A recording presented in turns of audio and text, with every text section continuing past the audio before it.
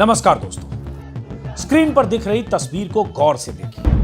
भगवा कपड़े, भगवा साफा और गले में माला डाले हुए कुछ लोगों को कंधे पर उठाकर लोग लिए जा रहे हैं। नारेबाजी हो रही है। रात के अंधेरे में जश्न जैसा माहौल दिख रहा है। जिस तरह कंधों पर उठाकर लोगों का स्वागत और सम्मान हो रहा है, उसे देखकर किसी को भी भ्रम हो सकता है कि इन लोगों ने कोई तो बड़ा काम किया होगा, कोई मेडल हासिल किया होगा, अपने काम से देश या प्रदेश का नाम रोशन किया होगा। इन लोगों ने कुछ तो उल्लेखनीय किया होगा कि इन्हें कंधे पर बैठाकर विजय जुलूस निकाला जा रहा है, इनकी आरती की जा रही है, चारों तरफ पटाखे फूट रहे हैं, नारेबाजी हो रही है। लेकिन अगर आप इनके बारे में कुछ ऐसा सोच रहे हैं कि इन्होंने कोई बड़ा काम किया है इसलिए इनका स्वागत हो रहा है, तो आप गलत हैं। ये सब नफरत के वो पुतले हैं जिन्होंने क्रिसमस के मौके पर रायपुर के एक मॉल के बाहर जाकर, भीतर जाकर हंगामा किया, तोड़फोड़ की, मॉल के कर्मचारियों के साथ मारपीट की थी। बजरंग दल के गुंडों की इस फौज ने क्रिसमस के जश्न को तहस नहस कर दिया था। सोशल मीडिया पर जब बजरंग दल के उत्पात को लेकर बवाल मचा, तब इन आरोपियों की गिरफ्तारी हुई। लेकिन क्या हुआ? इन नफरती गुंडों ने 24 दिसंबर को मॉल में बवाल किया था और जब कुछ लफंगों की गिरफ्तारी हो गई तो गिरफ्तारी के विरोध में 27 दिसंबर को थाने का घेराव किया गया, चक्का जाम किया गया। 10 घंटे तक थाने के बाहर बजरंग दल के लोग बैठे रहे, पुलिस पर दबाव बनाया गया। सूबे में सरकार तो अपनी थी। नतीजा यह हुआ कि पुलिस ने जिस तरह का केस इन लोगों के खिलाफ बनाया, जैसी धाराएं लगाई, उसकी वजह से इन्हें काफी आसानी से जमानत मिल गई। नए साल के पहले दिन बजरंग दल के ये उत्पाती जेल से जब बाहर आए तो जेल से बाहर आने के बाद विजय जुलूस निकाला गया, बाकायदा आरती उतारी गई। यही मोदी का न्यू इंडिया है, जहां गुंडों को आसानी से जमानत मिल जाती है अगर वो गुंडे हिंदुत्व के धर्म ध्वजाधारी हैं, और उनकी रिहाई का जश्न मनाकर यह संदेश दिया जाता है कि कायदे कानून भी हमारा कुछ बिगाड़ नहीं सकता। और यही हुआ रायपुर में। बजरंग दल से जुड़े रवि वाधवानी नाम के शख्स ने सोशल मीडिया पर लिखा, धर्म संस्कृति की रक्षा हेतु समर्पित बजरंग दल के सभी कार्यकर्ता जेल से रिहा हुए। ये धर्म संस्कृति की रक्षा हेतु हंगामा, मारपीट, तोड़फोड़ करने गए थे क्रिसमस के मौके पर, क्योंकि अल्पसंख्यकों का त्योहार क्रिसमस इन्हें कबूल नहीं है। कायदे कानून को धता बताकर, अपनी जागीर समझकर ये रायपुर के मॉल के बाहर और भीतर हंगामा करके लौटे थे। लेकिन इनकी रिहाई के बाद बजरंग दल की तरफ से लिखा जा रहा है, सब के सब शेर हैं मेरे कार्यकर्ता। जी हां, शेर तो होंगे ही। अगर ऐसी सरकारें होगी बीजेपी की जहां ये बेलगाम होकर कुछ भी कर सकते हैं और उसके बाद जेल से छूटकर जश्न मना सकते हैं, इनकी आरती उतारी जा सकती है, तो जाहिर है शेर होंगे। बजरंग दल की तरफ से पोस्टर जारी करके कहा गया कि जेल के ताले टूट गए, बजरंगी हमारे छूट गए। अब जरा सोचिए, क्रिसमस के मौके पर खुलेआम तोड़फोड़, मारपीट और हंगामा करके एक धर्म विशेष के लोगों को टारगेट करने वाले इन गुंडों को 5 से 6 दिन में जमानत मिल गई। जमानत का जश्न भी मना लिया गया। लेकिन अगर इनकी जगह किसी दूसरे धर्म के लोग होते, इस तरह से किसी धार्मिक उत्सव के मौके पर तोड़फोड़ किया होता, चेहरा ढककर लाठी डंडे लेकर हिंसक तरीके से किसी मॉल में घुस गए होते, हमला किया होता, तो पुलिस उनके साथ क्या सलूक करती? उन्हें किन धाराओं में बंद किया जाता? क्या उन्हें इतनी आसानी से जमानत मिल जाती? या जब वो पकड़े जाते उन्हें जेल भेजा जाता, उससे पहले उनके घरों पर बुलडोजर पहुंच जाता, उनके घर, मकान, दुकान को बुलडोज कर दिया जाता? क्या होता? बल्कि अगर मैं सीधे सीधे पूछूं और सीधे सीधे कहूं कि अगर ये मुस्लिम होते, दाढ़ी टोपी वाले होते और इन्होंने इस तरह की हरकत की होती जैसा बजरंग दल के गुंडों ने किया, तो इनके साथ क्या क्या सलूक होता?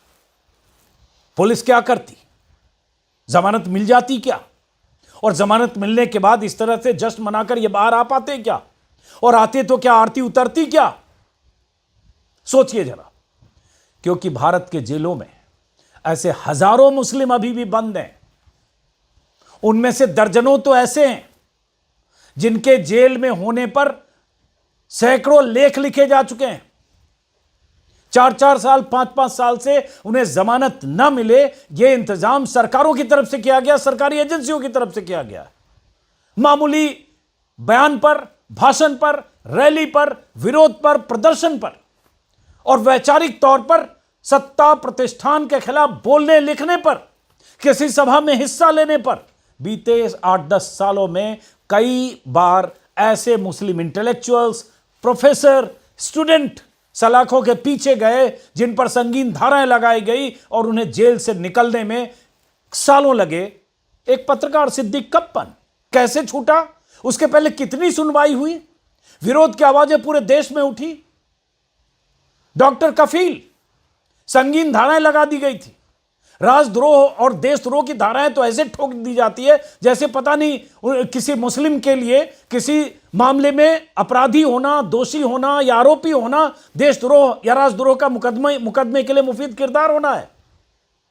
यूएपीए, एनएसए, ये सारी धाराएं किनके लिए बचाकर रखी जाती है। और अभी भी उमर खालिद और उनके बहुत सारे साथी, जमानत नहीं मिलती है सालों साल। परिवार के किसी समारोह में शामिल होने के लिए हाल में उन्हें जेल से जमानत मिली और कितनी सुनवाइयों के बाद।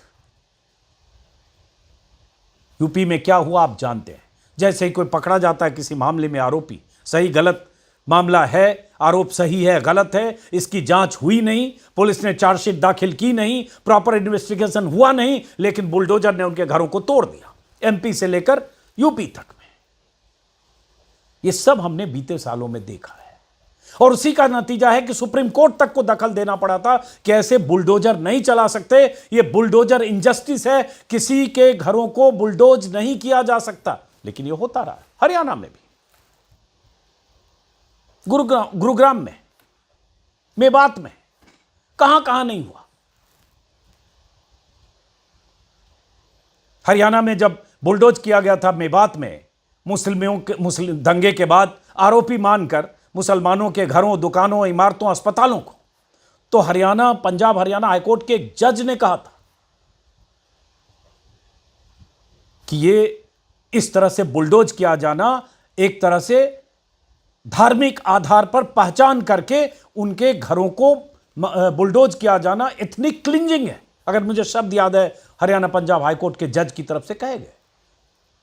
तो ये क्या होता रहा है। यूपी की कई घटनाएं, कई बार सुप्रीम कोर्ट ने माना है कि आपने जिनके घर बुलडोज किए वो नाइंसाफी है, आप उसका खर्चा दीजिए। ये सुप्रीम कोर्ट का फैसला है।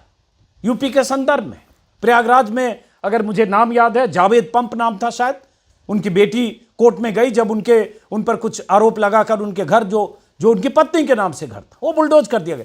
मैं ये सारी बातें इसलिए कर रहा हूं क्योंकि इस देश में कहते हैं ना, कानून सबके लिए बराबर है, संविधान सबको बराबर अधिकार देता है, सबको धार्मिक स्वतंत्रता है। अगर कोई सिख है तो सिख धर्म का पालन जैसे चाहे वैसे करे, अगर कोई मुस्लिम है अपने धर्म का पालन जैसे चाहे वैसे करे, अगर कोई क्रिश्चियन है, ईसाई है तो अपने धर्म का पालन करे, अपना उत्सव मनाए, ये उसको आज़ादी है। लेकिन क्रिसमस के मौके पर इस बार जो देश में हुआ, अलग अलग इलाकों में तोड़फोड़, कई राज्यों में, आधे दर्जन उन राज्यों में जहां बीजेपी की सरकारें हैं, तोड़फोड़, मारपीट, डर का माहौल, हंगामा, सब कुछ हुआ, ऑन कैमरा हुआ, सबके वीडियो वो वायरल किए गए। कुछ जगह पकड़े गए लड़के उत्पाती बजरंग दल के, लेकिन पकड़े गए, छूटे, कैसे छूटे, छूट कर आ रहे हैं तो क्या हो रहा है देखिए। इसलिए मैंने कहा कि अगर ये मुस्लिम होते तो क्या होता। और ये इनका एक पैटर्न है, ये हर पर्व के मौके पर, अभी तो क्रिसमस पर किया, अब मुसलमानों को का कोई उत्सव होगा, धार्मिक उत्सव या पर्व होगा, ईद बकरीद के मौके पर बवाल करेंगे। और जब हिंदुओं का पर्व होगा, हनुमान जयंती, रामनवमी, शोभा यात्रा, तब ये मस्जिदों पर चढ़कर पताखे लड़ाएंगे, मस्जिदों पर चढ़कर भगवा झंडा फहराएंगे, उन गलियों से, उन रास्तों से गुजरेंगे जहां उनका धार्मिक स्थल हो, और वहां जाकर डीजे पर अश्लील उत्तेजक गाने बजाएंगे। और उसके बाद अगर पकड़े गए, अगर उनकी गिरफ्तारी हुई सोशल मीडिया पर बवाल के बाद, तो ऐसे ही छूटते हैं, पता भी नहीं चलता कब छूट कर निकल गए, और उनका स्वागत होता है। ये हिंदू राष्ट्र के नुमाइंदे हैं, ये हिंदू राष्ट्र की परिकल्पना करने वाले, हिंदू राष्ट्र का सपना देखने वाला जो एक देश में बड़ा समूह हो गया है, नफरती समूह, उनके नुमाइंदे हैं। और ये स्वागत की जब तस्वीर आज देखी तो मुझे याद आया बिल्किस बानो, जब बिल्किस बानो के आरोपी, गुनहगार, दोषी, सजा याफ्ता मुजरिम जब सजा माफी का फायदा उठाकर जेल से छूटे थे, पंचमहल जेल से, गोधरा से, तो ऐसे उनका स्वागत किया गया था। 11 आरोपी थे, आरोपी ने सजा याफ्ता मुजरिम थे जिन्हें उम्र कैद की सजा हुई थी। ऐसे उनका माला पहनाकर स्वागत किया गया था, ऐसे आरती उतारी गई थी। अलग बात है कि सुप्रीम कोर्ट में लंबी सुनवाई के बाद उन्हें फिर से सलाखों के पीछे भेजा गया। ऐसे ही मेरे ख्याल से 2018 की बात है, झारखंड में मॉब लिंचिंग करके एक मुस्लिम को मार देने वाले हिंदुत्ववादी समूह के लोगों की गिरफ्तारी हुई, और जब उन्हें जमानत पर वो छूट कर बाहर आए तो तत्कालीन मंत्री मोदी सरकार में जयंत सिन्हा, उन्होंने उन सबका स्वागत किया था, माला पहनाया था, लड्डू मुंह मीठा कराया था।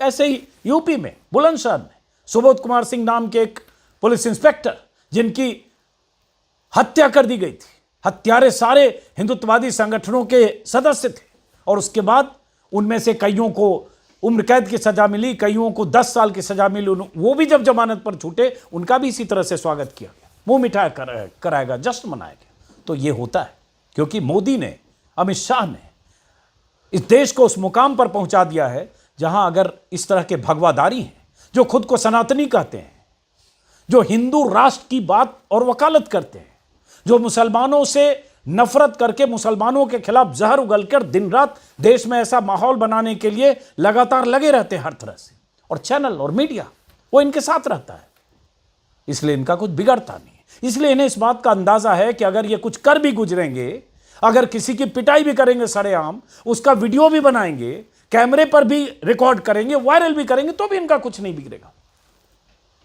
अभी इसी क्रिसमस के बाद बरेली से खबर आई थी कि एक रेस्टोरेंट में एक लड़की, हिंदू लड़की, अपने 10 दोस्तों के साथ बर्थडे पार्टी कर रही थी, जिसमें 10 दोस्तों में 2 मुस्लिम युवक थे, लड़के थे जो उसके नर्सिंग की छात्रा के दोस्त थे।